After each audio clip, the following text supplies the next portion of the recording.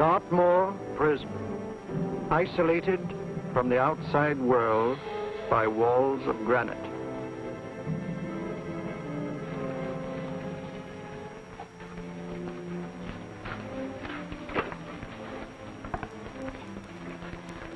They say you could get out of here by merely telling what you know.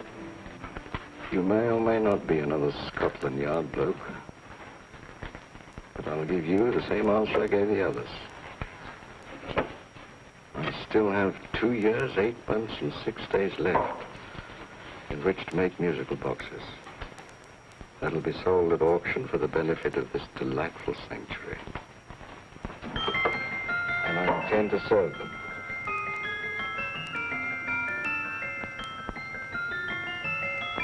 Move along. And now we come to the next object on our list, or I should say objects, because there are 3 of them. Now, ladies and gentlemen, these can be bought together or separately.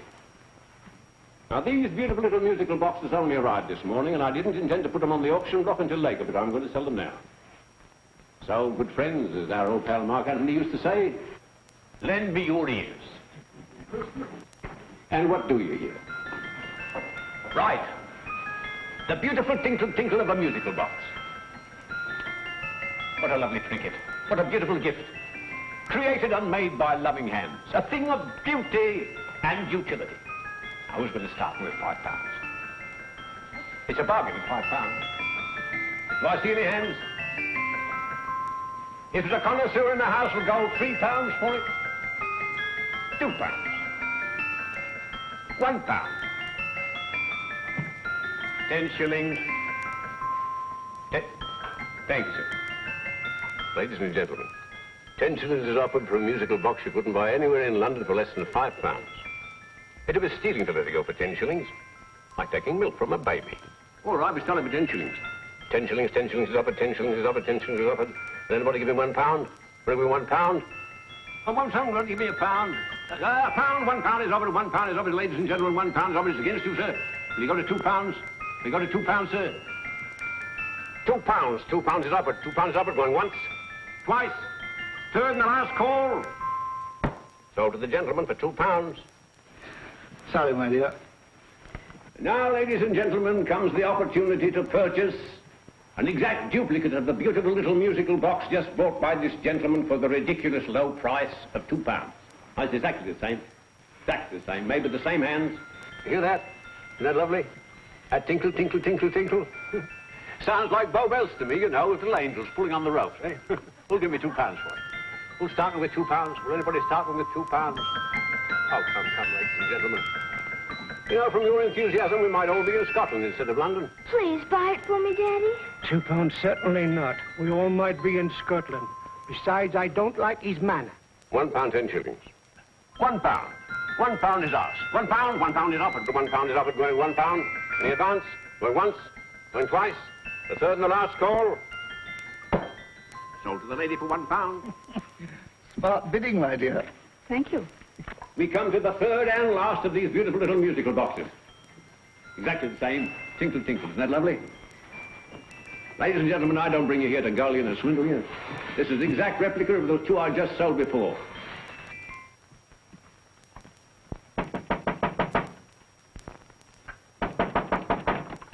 We're closed. But this is extremely important.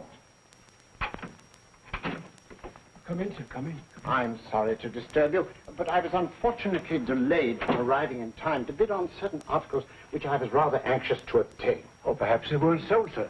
We are carrying several things over. What might the articles be, sir? 3 identical musical boxes, about so large. Oh, I'm sorry, sir, but they were sold. Pity you weren't here to bid on them. They didn't bring anything like the real value. I'm most anxious to obtain them. I wonder if your records would show who the purchasers were. Oh, we don't usually give out that information, sir. For certain, shall we say, sentimental reasons, I'm most anxious to get in touch with the purchasers. I'd be willing to pay, shall we say, £5. Well, for certain sentimental reasons, sir, we'd be very happy to oblige. Alfred, today's sale. The 3 musical boxes. Musical boxes, oh. Ah, here we are. The first purchase for £2 from Mr. Julian Emery, 52 Portman Square. Write these addresses down, Alfred. Yes, sir. Second didn't leave any name. Oh, how unfortunate. I think she's a dealer. You see, they don't like us to know where the things are going. On account of the profits. You say the second purchaser was a woman. Can you give me a description of her? Oh, she was a young woman. Fairly tall, slender. Had a light complexion and dark hair, and she was wearing A grey suit, don't you remember? That's right. She probably runs a gift shop. She paid £1. You say she comes here fairly frequently? No, I didn't say so. But she does, sir. Like as not, she'll come in on Thursday. We have sales on Mondays and Thursdays. Oh. And the third box? The third, Mr. William Kilgore, 143B Hampton Way. For 10 shillings. Quite a drop from £2. Mr. Kilgore was a Scotchman. Oh. Thank you. You've been most helpful. Oh, thank you, sir. And any time you're passing, drop in. We always have lovely things for sale. How card, sir? Thank you. I'll be back Thursday.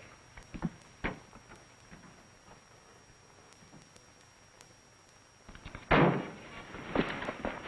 message reached us too late. Musical boxes are being sold. Well, let's get out of here.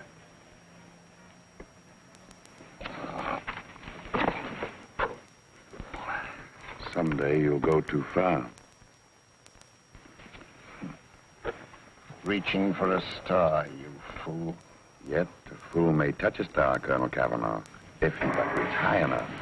But not possess it as you would. The musical boxes, they're being sold.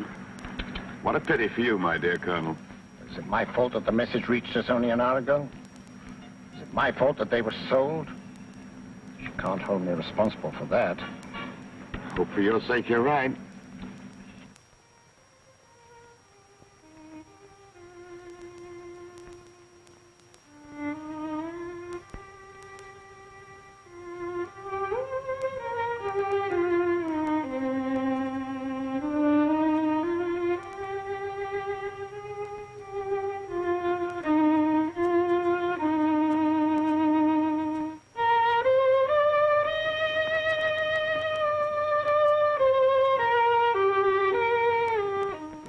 Upon you tonight at 7:45, a gentleman who desires to consult you upon a matter of the very deepest moment. Remember that letter, Holmes? It was written over 2 years ago. An interesting case, devilishly interesting. Irene Adler. What a striking-looking woman from the brief glance I had of her. Seems only yesterday. What charm. What poise, and what a mind. Sharp enough and brilliant enough to outwit the great Sherlock Holmes himself. I take it the new issue of the Strand Magazine is out, containing another of your slightly lurid tales. Indeed. What do you call this one? I call it A Scandal in Bohemia. Not a bad title, eh? If you must record my exploits, I do wish you'd put less emphasis on the melodramatic and more on the intellectual issues involved. What do you mean by that? Well, I do hope you've given the woman a soul. She had one, you know. By the woman, I suppose you mean Irene Adler. Yes. I shall always remember her as the woman.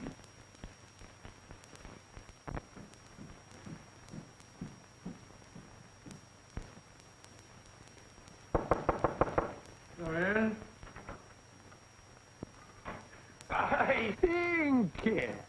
That's the old boy. How are you? How are you, old boy? I haven't seen you for years. I want you to meet my old friend Sherlock Holmes. Holmes, this is Stinky. In other words, Julian Emery. How do you do, Mr. Emery? Watson has often spoken of you. Oh, has he? Yes, we were at school together. Yes, more years ago than I care to remember, but you didn't come in here just to remind me of that. No, I just happened to be in the neighborhood and saw your lights burning, so I took the liberty of looking you up. Still writing your mystery stuff? Yes, there's a new one out this week. Good, I never miss them. Oh, good, thanks. I say that bandage makes you look very interesting. Still poking your nose into other people's business as usual? Who hit you? I haven't the foggiest notion. Somebody knocked me on the head in my own living room, and then proceeded to commit the most idiotic burglary you ever heard of.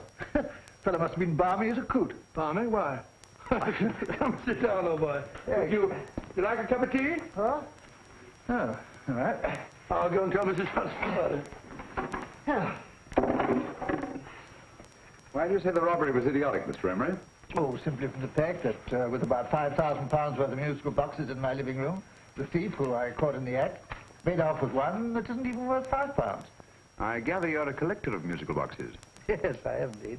Some of them very beautiful, but not the one that was stolen. The thief evidently grabbed the first thing that came to his hand when he heard me coming into the room. Still, it's rather odd, isn't it, that having disposed of you, he didn't pick up something more valuable.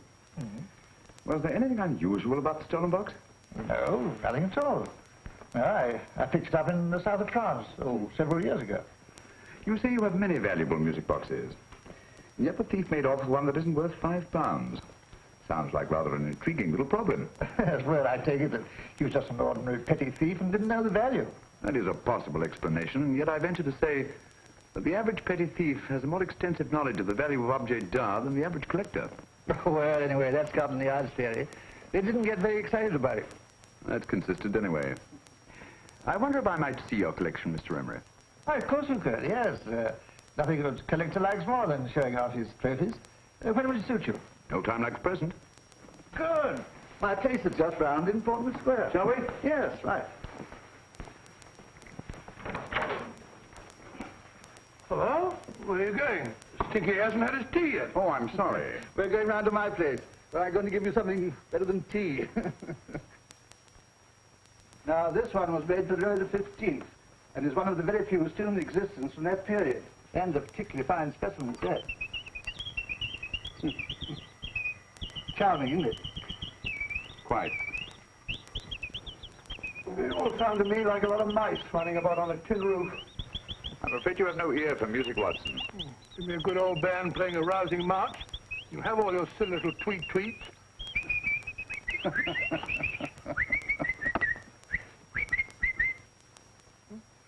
No room. This is me.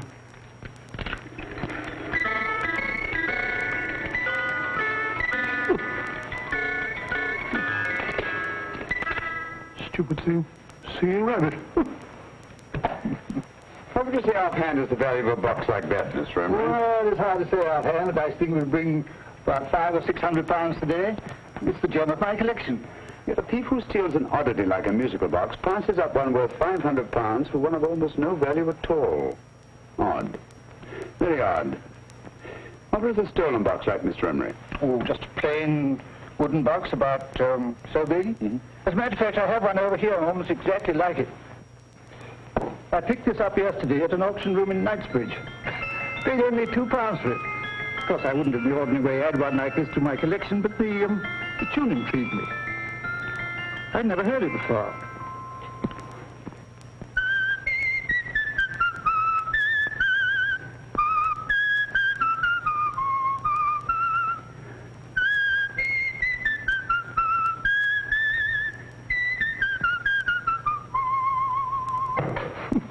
You have a remarkable ear for music, Holmes. Rather an unusual melody. Sit down, Bill. Thanks.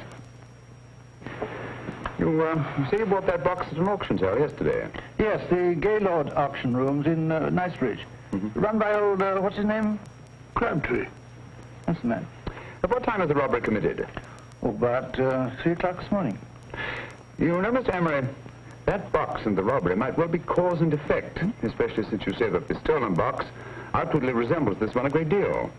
And Scotland Yard were not particularly interested, eh? Oh, yes, but I wouldn't blame them for that, especially as I told them I was quite unable to describe the thief, except, of course, for the fact that it was definitely a man. All you remember is that you came in here and someone struck you on the head. Yes, and the next thing I knew, my man was trying to revive me. It might be wise for you to put that box away somewhere and lock it up. Oh, I don't think that's necessary. Besides, everything's insured. Well, at least if any further attempts at robbery are made, I'd suggest that you call the police, rather than running into any personal danger. Oh, come, Holmes, aren't you being a bit of an alarmist? Possibly. Well, Mr. Gray, old Stinky. Seems to me you are making rather a mountain out of a molehill. Molehill is the word, old boy, and it's time you were in bed. Thanks so much for letting us see your place. How's this? Been glad meeting you. Holmes, I can't understand why you were so mysterious. Seems to me that petty thief explanation was the only sensible one. Really? I can't see how you can believe it was anything else. I didn't say I believed it to be anything else. The petty thief theory is the obvious one, I grant you. However, it's often a mistake to accept something as true merely because it's obvious. The truth is only arrived at by the painstaking process of eliminating the untrue. We are not able to do that in this case without further data. Rubbish, you're pulling my leg. You're trying to turn a couple of halfpenny robbery into an international plot. No, I'm not. I just hope that your friend Stinky is a little more cautious in the future. Just in case.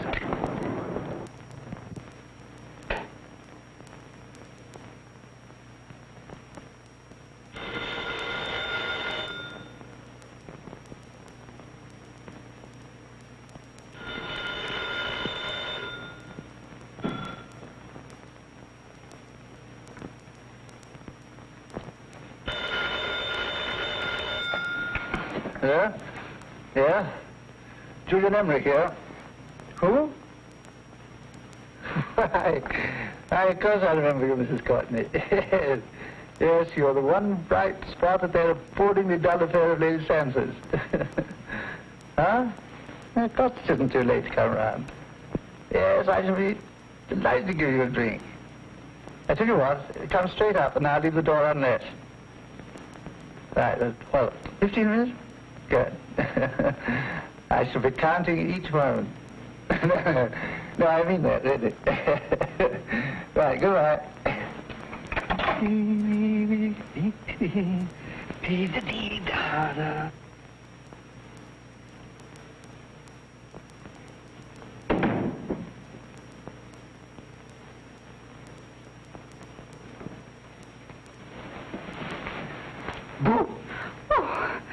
You startled me. Did I? Yes.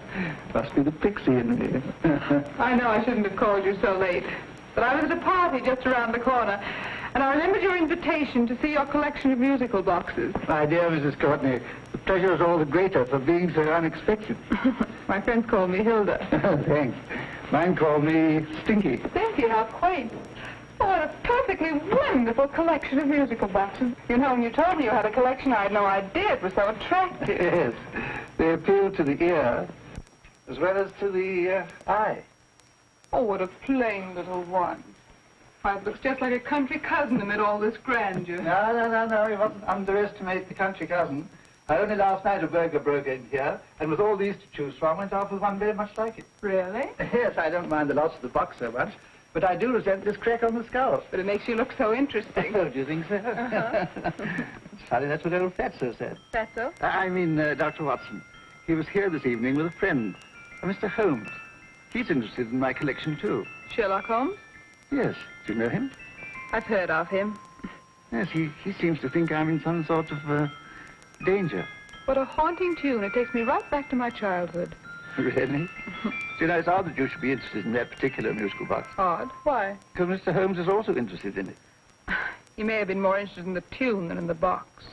I guess, yes, that's right. I remember now. He whistled it note for note, having heard it only once. Really? He must be a remarkable man. Bit of an alarmist, if you ask me. Don't you believe in warnings? Of course not. Who'd want a box like that? I would. You're not serious. Oh, but I am. Well, you put me in a very awkward position. I'm a collector, you know.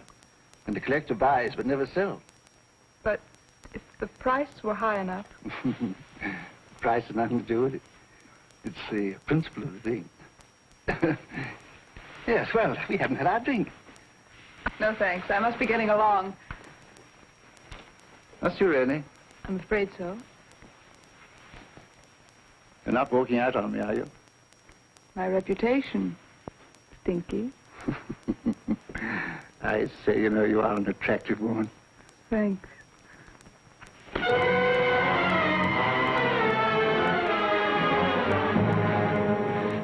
You fool. I told you to wait outside. What did you have to kill him for? All I had to do was walk out with this. He held you in his arms. Don't touch him. Don't touch anything. Now get out. I'm sorry. You're sorry. What about me? This is murder. What about Scotland Yard? What about Sherlock Holmes? Now get out!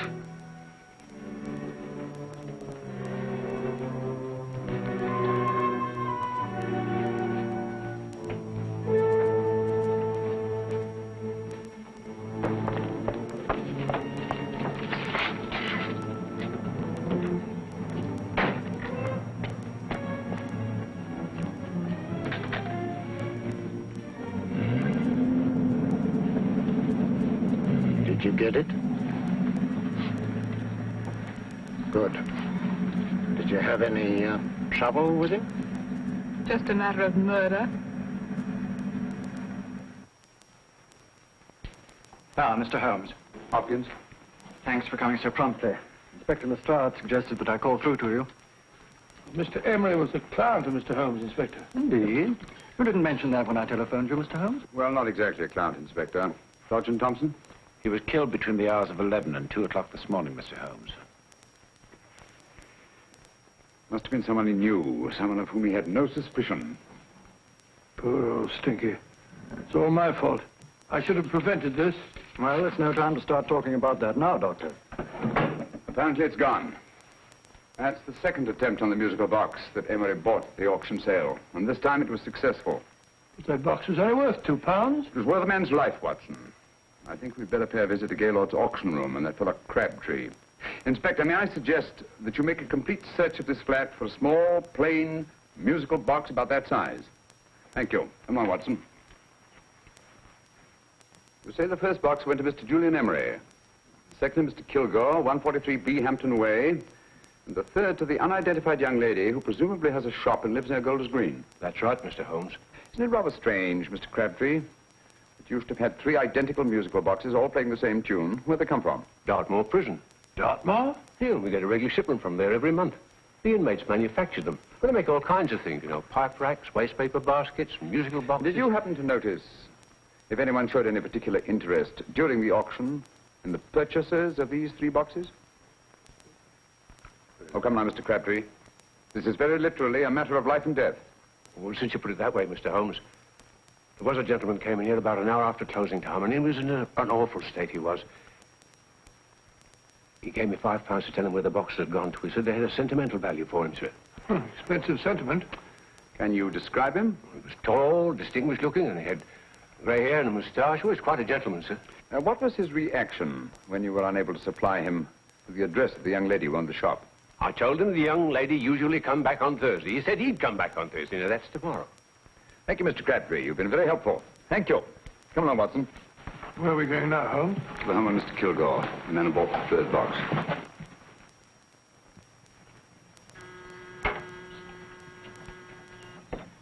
But hang it all, Holmes, how do you know those other 2 musical boxes are of any importance? I don't, but I certainly have no intention of waiting until the owners are murdered to find out.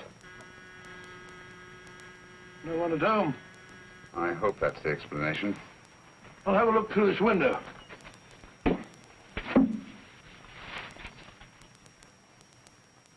Doesn't seem to be anyone there. The whole place seems deserted as far as I can see. Yes. Mr. and Mrs. Kilgore at home? No. When do you expect them? Oh, in an hour or so. There's no use your hanging about. They don't buy nothing from peddlers. Peddlers? My good woman, this is Mr. Sherlock Holmes. Sherlock Holmes? Oh, go on. Do you mind if we come in and wait? My business is rather urgent. Well, I've got to go out and do my shopping. And I don't know if Mrs. Kilgore like any strangers nosing about. Quite all right, I assure you. Well, I've got to be off. You two wait in the parlor. And no smoking either. Mrs. Kilgore says it smells up the house.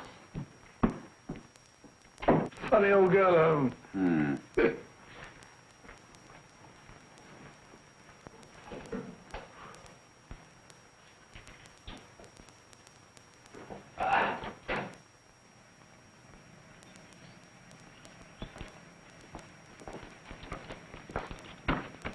Park Lane.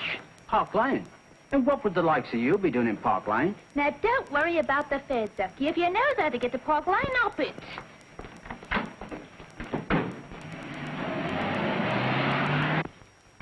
You know, Holmes, I've been thinking. There must have been something hidden in that box of old Stinky's. Stolen jewelry, possibly. What's up, Holmes? Listen. What's this, the steam in the water pipes?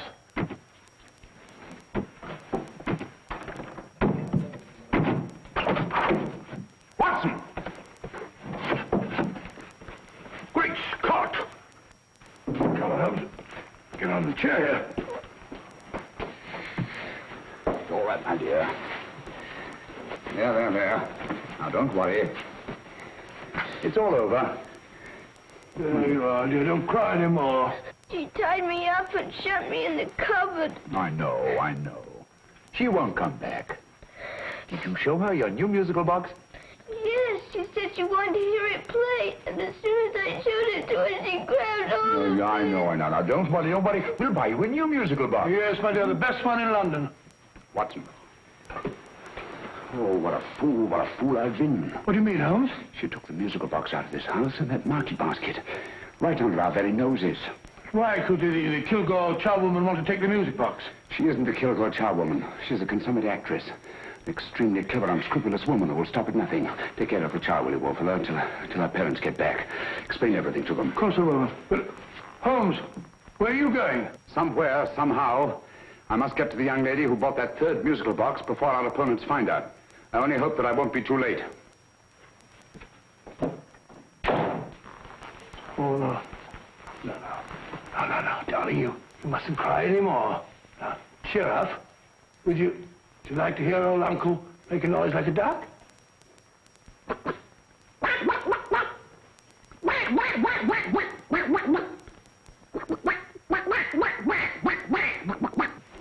Oh, sorry.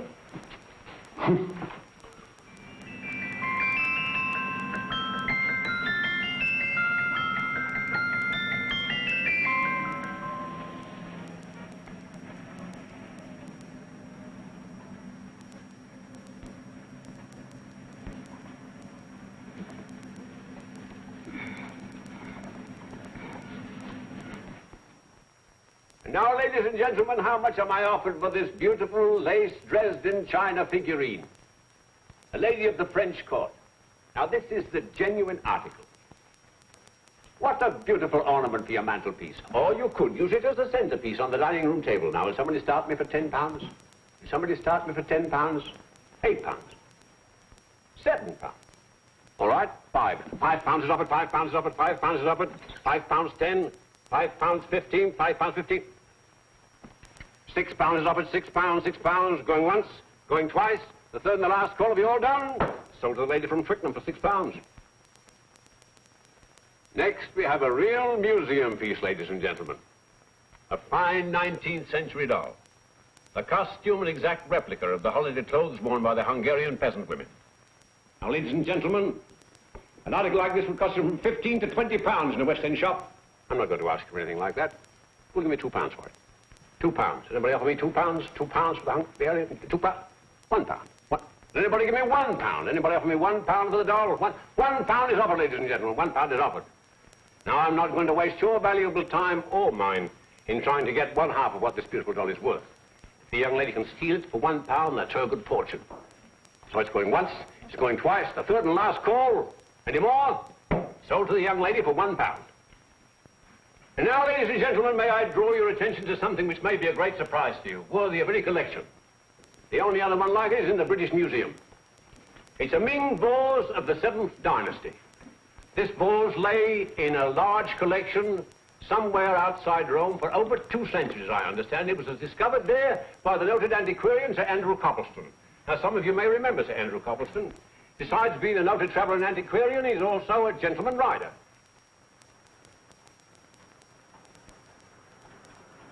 A girl with a parcel in her hands, that's her. Are you sure that's the girl? Well, she fits perfectly the auctioneer's description.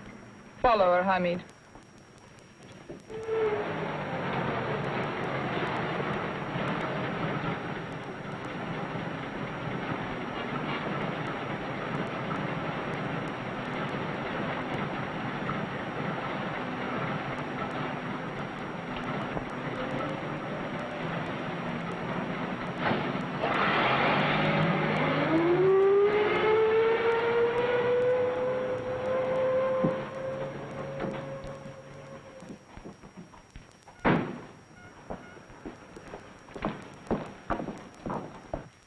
Lovely, dear. And only £1. We can get at least 3 for it. Easily. I'll go make some tea. I could do with a cup. Right.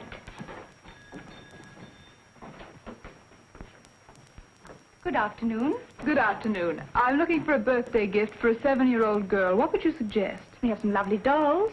Now, this Hungarian... I think she has enough dolls already. Books are always welcome. Well, I'm looking for something a little different. Well, that's rather cute. What is it? Well, that's a musical box. Children always love them. And this is an exceptionally nice one. It plays many tunes.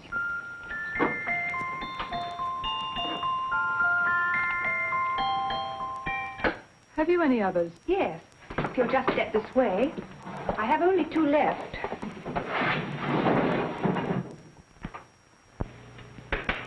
How nice.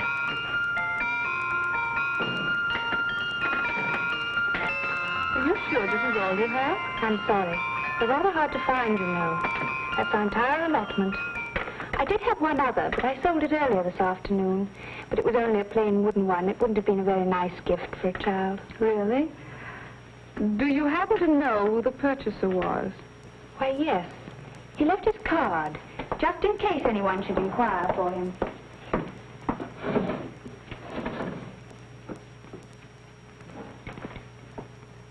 How interesting. I'm sorry, but I'm afraid I'll have to look a bit further. Thank you, anyway. Good afternoon. Thank you.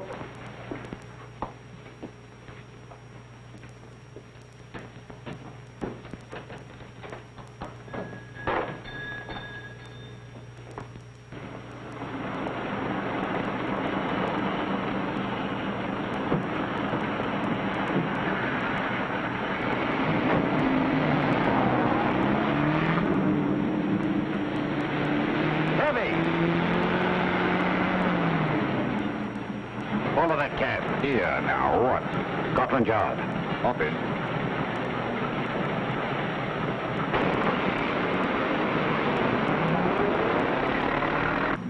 Sherlock Holmes. I might have known.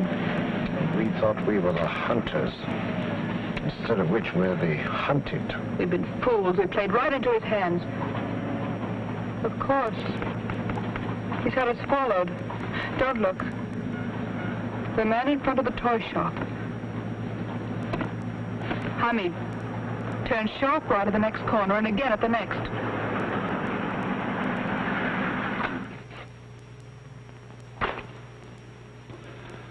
No photograph of her, Commissioner. As I expected. She's not a known criminal. But how do you expect to know if you do find her? After all, she was disguised as a charwoman. Don't worry, old fellow. If I ever see her again, I'll recognize her. Well, it won't be long till we know who they are and from where they operate. Who's covering them? Sergeant Thompson's following them, sir. They won't get away from him. He's a good man. We could have arrested them at Clifford's toy shop if we had any proof. But we know that they killed Emery. Proof, my dear fellow. We must have proof. We've x-rayed it, sir. There's nothing whatever concealed in the box. We'll have a look at the plates.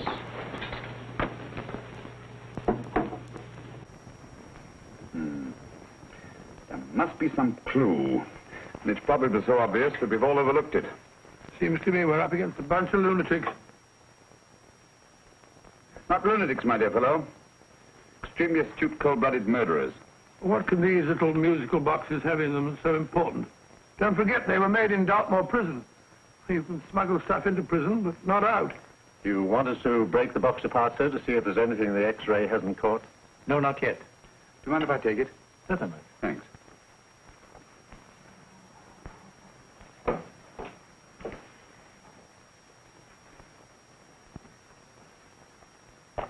The governor of Dartmoor Prison informed us, sir, in answer to Mr. Holmes' question, that all 3 musical boxes were made by the same convict, John Davidson, serving a 7-year term, sir. Davidson? The Bank of England plate. That'll be all. Yes, sir.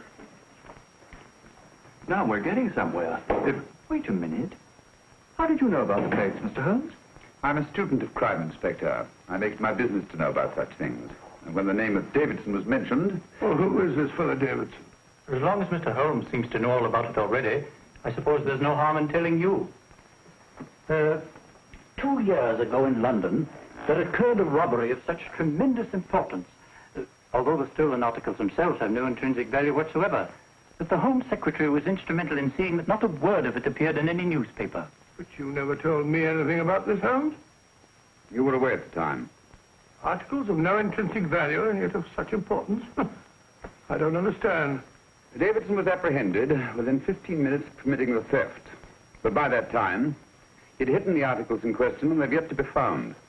Before going further, Dr. Watson, I must inform you that this matter is not to be mentioned outside of this room. Of course not. Do I look like a man who'd gossip? Let's not go into that now, old fellow, shall we?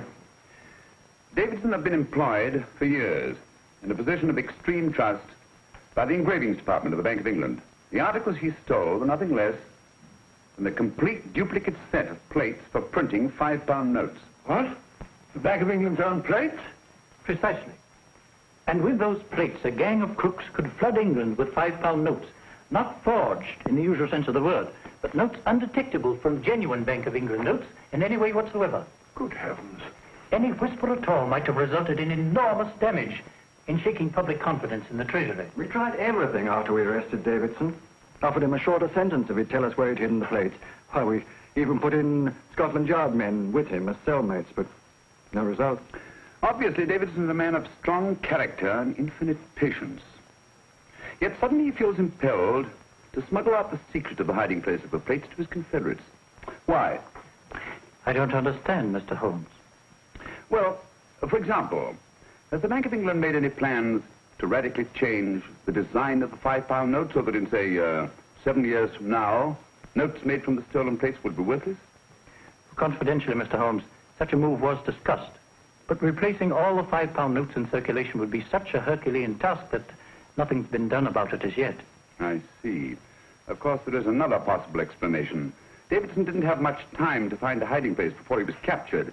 He may be afraid that the plates will be accidentally discovered before he's released. Hence his anxiety to communicate their whereabouts to his confederates as soon as possible. I believe you've hit it, Mr. Holmes.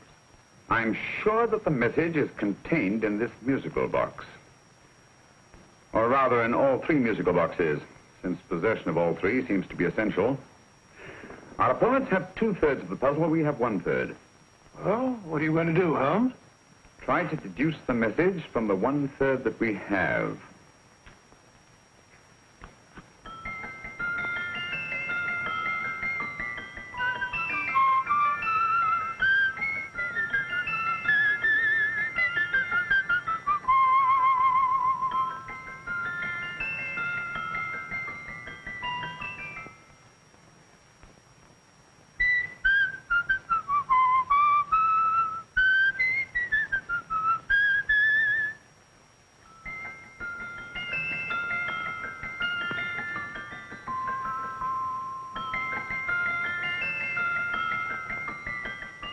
It's the same tune as the one played by Emery's musical box.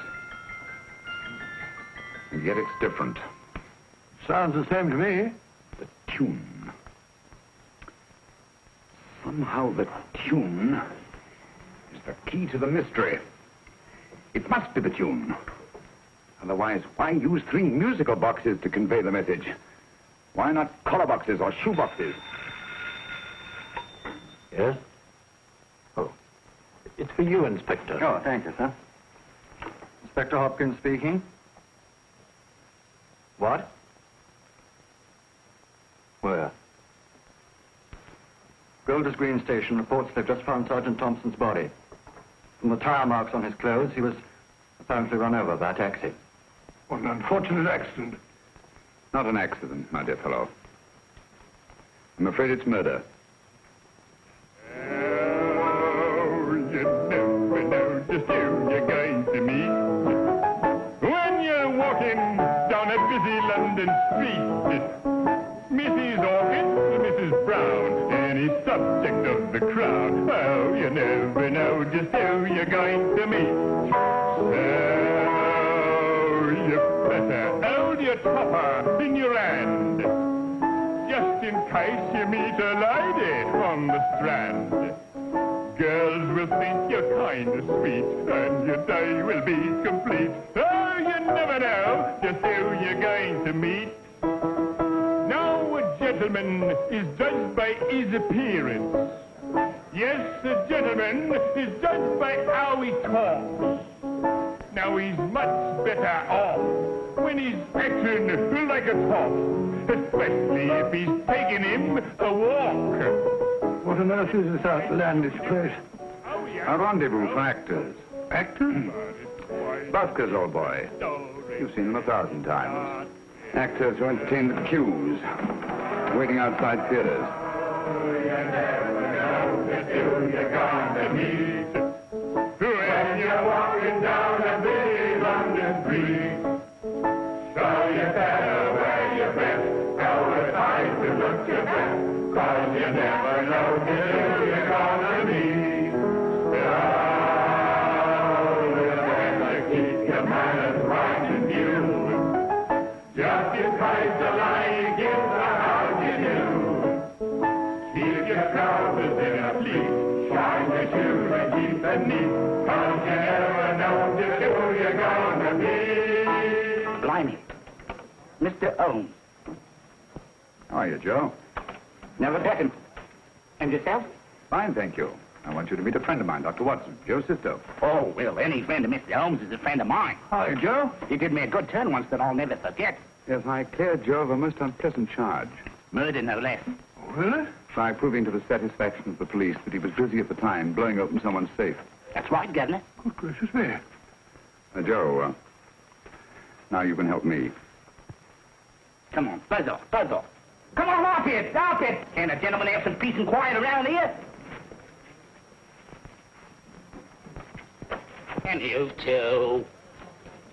There you are, Mr. Holmes. Now we can have some peace and quiet around here. Thank you, Joe. There's £5 in this for you. Well, I wouldn't want to take it on myself, sir. But I can get somebody to do it for you for half of that. You don't know what the job is yet. For £5? Murder, ain't it? What? No, Joe, not murder, just music. I want you to identify a song for me. Oh, there ain't a song that's been written that I don't know. That's why I came to you. Of course, the violin is more my instrument, but, oh, well, here we go. Now listen to this, Joe.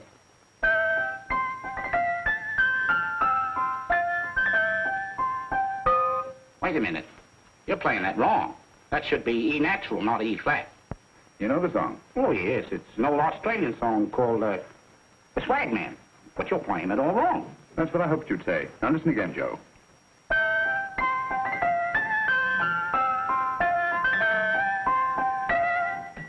That's the same tune, all right. But you're making different mistakes than you did the first time. No, not mistakes, Joe. Call them variations. Here, play the song for me, will you, the way it's written.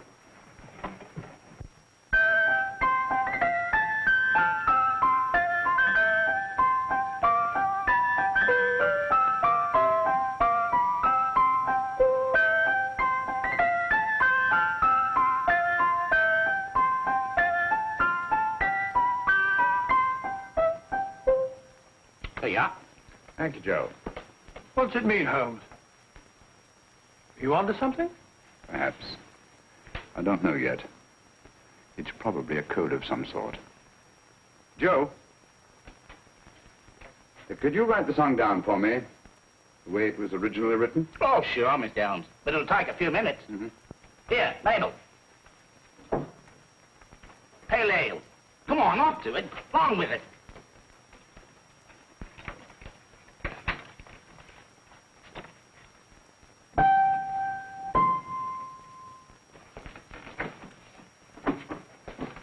Well, obviously it isn't the lyrics.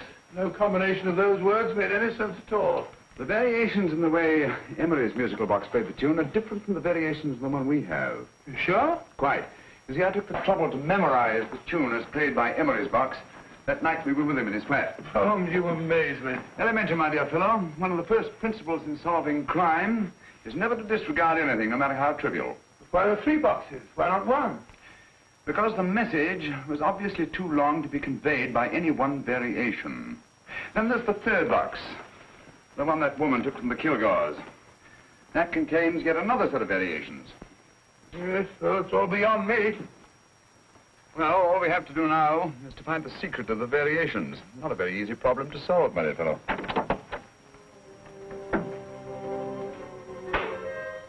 Hello. What's up? We've had company.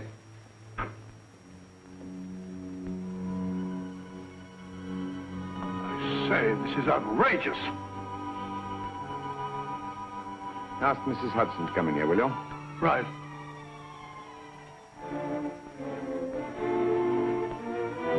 Mrs. Hudson? Yes? Oh, there you are. Will you come up here at once, please? Oh, coming, sir.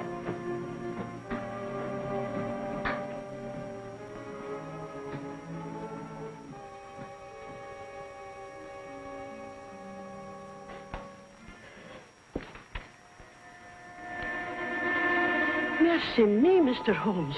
What has happened? Who called while we were out, Mrs. Hudson? Just a young lady. The one who said you wanted her to wait for you. And a nice-looking old gentleman with Our her. friends again, Watson. Friends? What did the young lady look like? Oh, I couldn't see her face. She had a heavy black veil on. But she had such a nice way with her. Oh, I'm sorry, Mr. Holmes, if I've done anything wrong. But you did say I should always let clients come in and wait for you. Don't worry, Mrs. Hudson, don't worry. You had no way of knowing. It's quite all right, quite all right. Now, don't worry, Mrs. Hudson. Don't worry. Where on earth's the musical box? They didn't get it. Didn't get it? Where is it? It's in your hand. What? In that biscuit jar. Pick the biscuits off the top. Now put your hand inside, and you'll find the music box. Well done, Holmes. Well done. Amazing.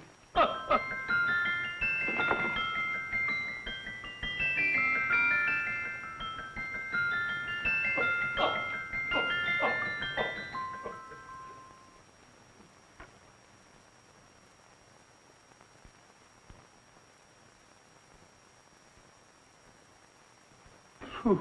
Nice fresh smell. Like a pub after closing time.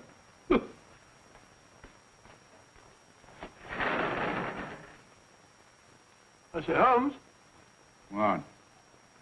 it's morning. Allow me to congratulate you on a brilliant bit of deduction.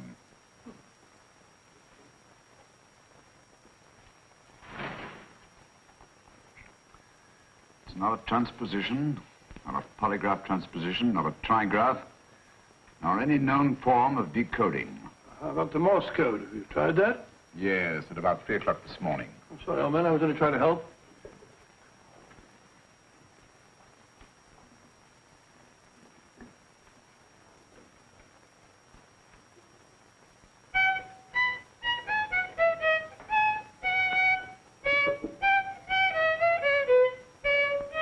Oh, do me a favor. Not again. Must have heard that thing 1,000 times. Kept me awake all night.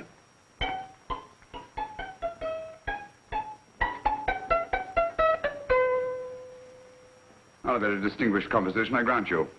You know perfectly well I don't know one tune from the other. When I was a kid, my people tried to have me taught the piano. I've always felt sorry for that old teacher of mine. The poor old girl finally reached the point of numbering the keys for me. 1, 2, 3, 4. Even then, I never progressed beyond... Numbering the keys, Watson. The 19th key of the keyboard is the 19th letter of the alphabet. S. Here. Write it down when I give it to you, old fellow, will you? The first altered note. Write S first. Now, the 8th key is H. The 5th key, E. The 12th key, L. The 6th key, F. S-H-E-L-F. Shelf. Your piano lessons were not in vain, old fellow. You've solved it. Thank you. Thanks, old bean. Hold it. We now have 2/3 of the message. Behind books, third shelf, secretary, Dr. S. Presumably, these are the first and second portions of the message. And this gang has the first and third parts of it. Precisely. Then it's a stalemate? Yes, Commissioner, but we can't leave it like that. There's no doubt in my mind that they'll try to secure our third of the message that's missing. Well, I assume you've taken every precaution to guard the Clifford music box. Oh, yes, it's carefully hidden at Baker Street with Dr. Watson on guard. However, I'm reasonably certain that, difficult as it may be, we can find the plates even without the missing part of the message. Behind books, third shelf, secretary, Dr. S. Well, outside of the fact that Davidson hid the Bank of England plate somewhere in London, Mr. Holmes, I don't see that we've progressed at all.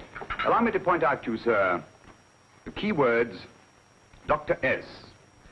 It looks as if the plates were hidden in the house of the doctor.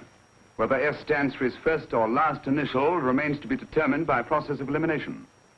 Well, there must be 10,000 doctors in London with S for a first or last initial. Precisely. And every one of them will have to be questioned in person. That's why I say this is a task for Scotland Yard. It's a task, all right. But Scotland Yard has searched worse haystacks and found the needle. Well, for the time being, I'll leave the matter in your hands, gentlemen. We'll call you if and when we get a lead on our mysterious Dr. S. In the meantime, I intend to follow up a little clue concerning a cigarette.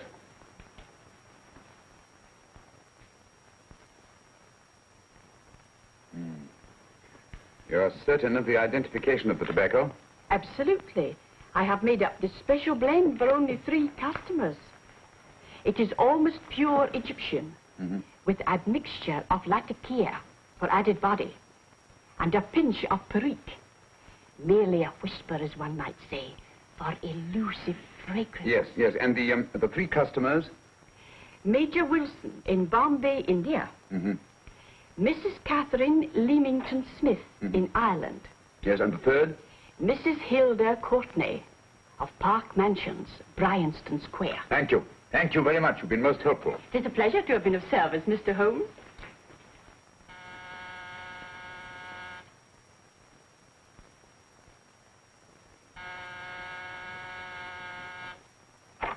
Yes? Mrs. Courtney? Yes. My name is Sherlock Holmes. Oh, do come in. Thank you. I've heard of you, of course, Mr. Holmes. I believe we have a mutual friend in Sir Edward Brookdale. He's spoken to me of you quite often. Indeed. And to what good fortune am I indebted for this visit? I think you know Mrs. Courtney.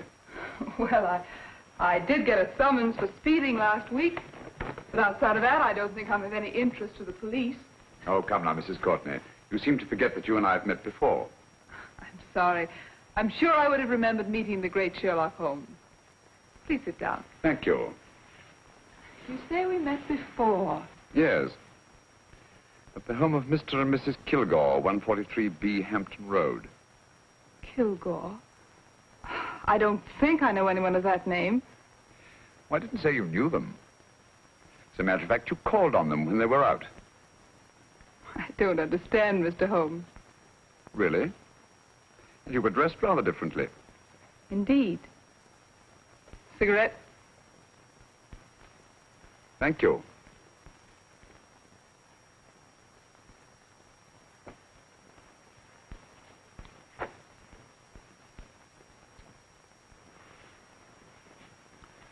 Thank you. You know, Mrs. Courtney, people generally forget, in assuming a disguise, that the shape of the ear is an almost infallible means of recognition and identification to the trained eye. Evidently, you've mistaken me for someone else. Oh, no, not at all. Though naturally, I expected your denial. But when you paid your visit to my rooms at Baker Street, you carelessly left behind another identification. They're, identical, aren't they? Yes, I must admit they are. You see, Mr. Holmes, to catch one as clever as you, I had to use a very special lure. I knew you'd be unable to resist the bait of my cigarette, having read with great interest your monograph on the ashes of 140 different varieties of tobacco. I should advise you not to move, Mr. Holmes. I must congratulate you on your ingenuity, Mrs. Courtney. It was indeed a brilliantly designed trap. Thank you, Mr. Holmes. Praise from a master is indeed gratifying. I shall always cherish the memory of your flattering words. Memory? Precisely. I'm afraid these gentlemen have a most regrettable task to perform. Unless, of course, you care to turn over the missing musical box with your pledge to take no action against us in the future. I'm afraid that will be impossible. I thought that would be your answer. Hamid! Careful! Careful. There's no need to be unnecessarily rough with our distinguished guest. You realize, Mr. Holmes, that your demise will not take place here. The corpus delicti, you know. Well, naturally. Shall we go? It's so fearfully awkward having a dead body lying about. Don't you agree, Mr. Holmes? Another dead body shouldn't weigh too heavily on your conscience, Mrs. Courtney.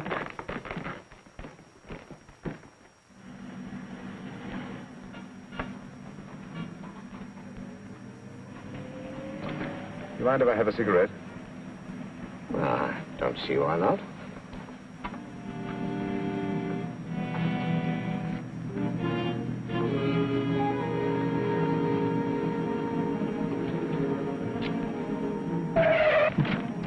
Be careful, Hamid. It's the brakes, they bind. Thank you, Colonel Kavanagh. It's very considerate of you.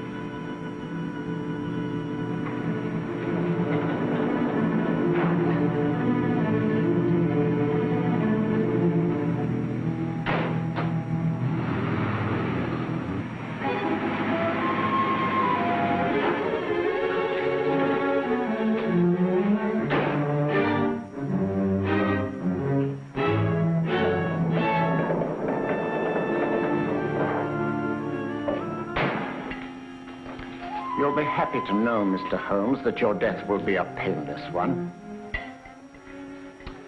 Hamid, attach this to the motor of the taxi. That little attachment, my dear Mr. Holmes, contains the deadly fluid known as monosulfide. The Germans use it with gratifying results in removing their undesirables. Start the motor.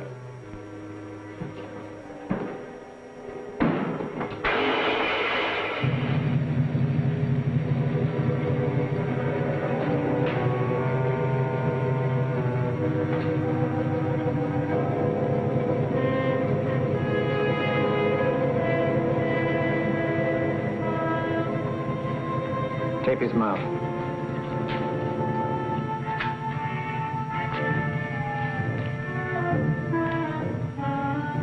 Now, up with him, Hamid.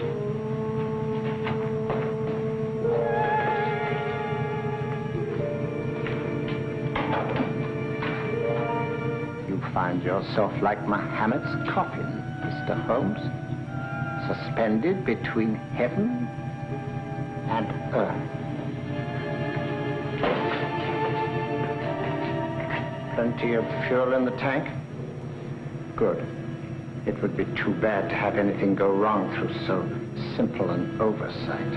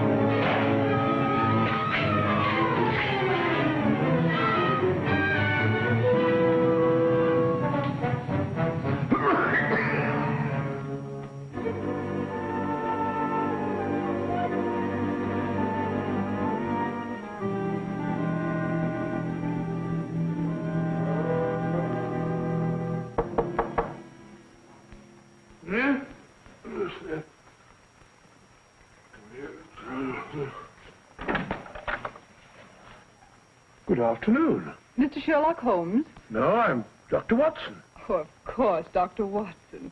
How stupid of me. Oh, so, it's stupid of me. Won't you come in? Well, I really came to see Mr. Holmes. Oh, I'm afraid he's out. I don't know when he'll be back. Perhaps there's something I can do. Won't you sit down? Thank you. You know, Sherlock Holmes and I have been engaged on a great many cases. Oh, really? Yes, indeed. As a matter of fact, this very moment we're involved in one of the most baffling... Oh, well, won't you tell me your trouble? I may be able to help you. It's very kind of you, Dr. Watson. Perhaps if I wouldn't be imposing too much. Imposing? Oh, there's no imposition. No imposition at all. A pleasure, I assure you. Now, tell me all about it, Miss Williams. Mrs. Williams. I live in Surrey, Dr. Watson, and I've come up to London in sheer desperation. My only sister has disappeared, and the local police seem utterly unable to find her. Well, Holmes and I solved a case exactly like that once. Very interesting as far as I remember. I call it the adventure of the solitary cyclist. Oh, sorry. Now I come to think of it, it wasn't so very similar. Entirely different. I don't think what I was saying. Where were we? She's only 17, Dr. Watson, and until she disappeared last Thursday, she seemed to be in the best of spirits. Well, possibly a romantic entanglement? Oh, no, nothing of the sort. She left no note, didn't even pack a bag, no explanation.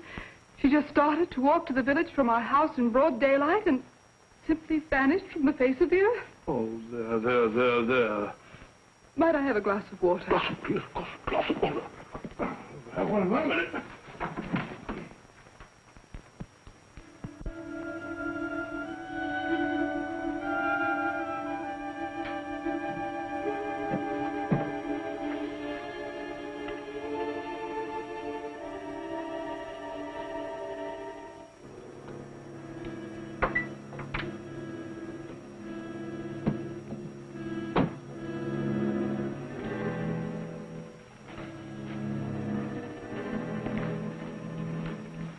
There you are, my dear. Thank you, Dr. Watson. No, you're not to cry anymore. You must pull yourself together. Oh, I feel much better already knowing that you're going to help me. Oh, Dr. Watson, look! Good heavens!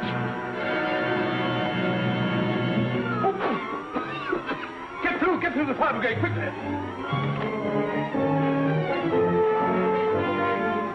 Haven't you a fire extinguisher?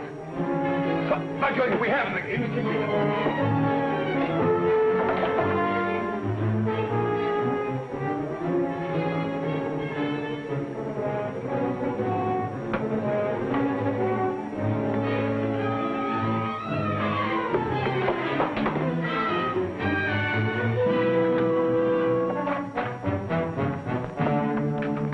Don't you worry, Miss Williams. We'll have this thing out in no time.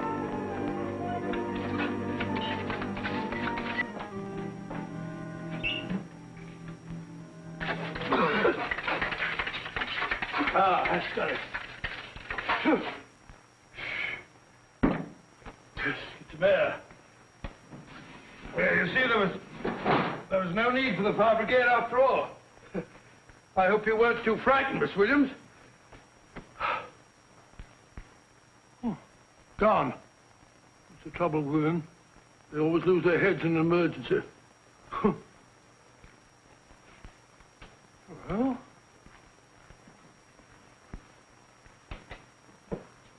a musical box. Great Scott! Miss Williams!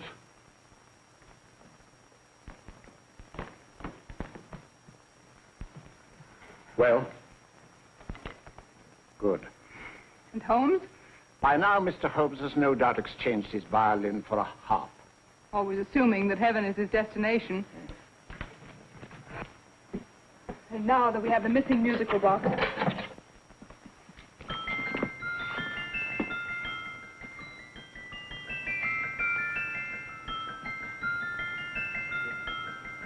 Nineteenth note. 19th letter. Yes. He hasn't been there, you say? Holmes, where on earth have you been? I've been trying to get you at the club, at Scotland Yard, all over London. You're looking for me in the wrong places. Holmes, terrible things happened. I've been duped. That woman, she made a complete fool of me. Well, what do you mean? Well, she came here, let off a smoke bomb. I thought the whole place was on fire, and my first thought was to save the musical box. No need to say any more. She has the box. Yes. Don't blame yourself too much, old fellow. She's an extremely clever antagonist. Smoke bomb, you said? Well, you can console yourself with the thought that your charming friend is at least a reader of yours. What do you mean? If I remember correctly, you wrote about my little experiment with smoke and the cry of fire in a story you entitled A Scandal in Bohemia, which has just appeared in the Strand Magazine. All right, old boy. Don't rub it in. Well, it may cheer you up to know that you made a fool of me, too. That cigarette stub was planted here for one express purpose. We're going to bandaging around this place. Bandaging? What's the matter, Holmes? You hurt? Explanations will have to wait until later. At the moment, we're faced with a problem which I fear is insurmountable. Come over here, old boy, will you? Right. Our opponents are in possession of all three parts of the code. And here are we, while the Bank of England plates pass into their possession. Cheer up, old fellow, cheer up. As Dr. Samuel Johnson once said, there's no problem the mind of man can set that the mind of man cannot solve. What's that, old fellow? I was just quoting Dr. Samuel Johnson. He said there is Thank you, Watson. Thank you. Leaving the front reception room, we come into the main hall, where Dr. Johnson was in the habit of passing through to have his meager meals in the dining room opposite, in company with his friend and biographer, James Boswell. We will now pass up the stairway, which remains in its natural wood finish, just as it was when the good doctor was here. The framed etching on the wall is believed to have been presented to Dr. Johnson by the distinguished painter, Sir Joshua Reynolds. I've been told here that that picture was given in by Mrs. Thrale, and it's definitely not a Reynolds. Is that important, my dear? Oh, I'm sorry. This way, ladies and gentlemen, please, this way. Move along, children, move along. The secretary's not on this floor. Patience, Hamid. I've a feeling My that... dear Colonel, with Sherlock Holmes out of the way, what could go wrong?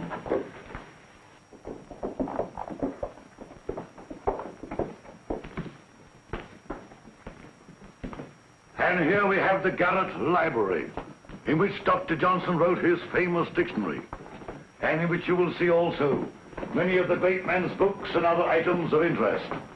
Step forward, ladies and gentlemen, please, step forward. Standing in the corner is the secretary, which contains many of the original works by the literary genius. On this table, Dr. Johnson's cat, Hodge, used to sleep while his master worked. A strange thing about this cat, ladies and gentlemen, was its love of oysters. They do say that the dear doctor often went hungry to find the cat that delicacy. What a pity. Now we will visit the grey room, which is immediately below us, in which you will see the very bed in which Dr. Johnson died. What did he die of? Gout. Just gout. This way, ladies and gentlemen. Mind the steps, please.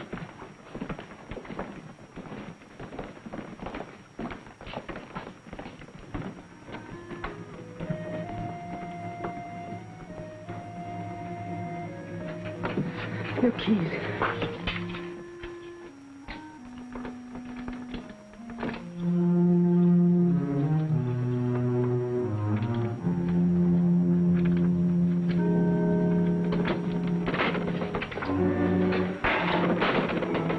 Third shelf up.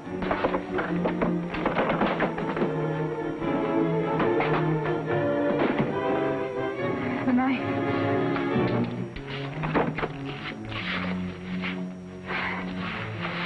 Gentlemen, the Bank of England plates.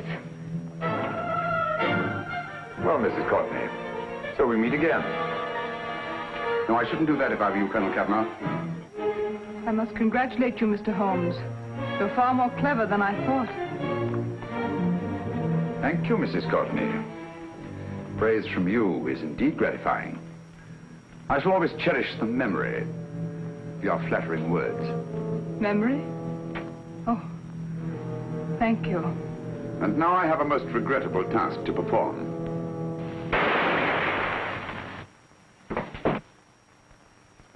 Holmes! Coming, Holmes! Holmes! You all right? Perfectly, thank you, old fellow, but I think this gentleman on the floor requires some medical attention. We must see that he looks his best, you know, when he's hanged. Take them in charge.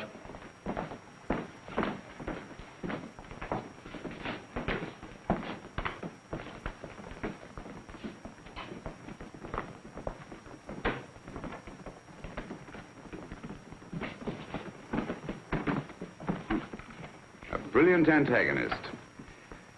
It's a pity her talents were so misdirected. Will you see that these plates are returned to the Bank of England, Inspector? I still don't understand how you solved it, Mr. Holmes. It's entirely due to Dr. Watson. He gave me the clue when he mentioned Dr. Samuel Johnson. Well, congratulations, Doctor. Oh, thank you, Inspector. I don't think I'd have done it entirely without Mr. Holmes' help, you know.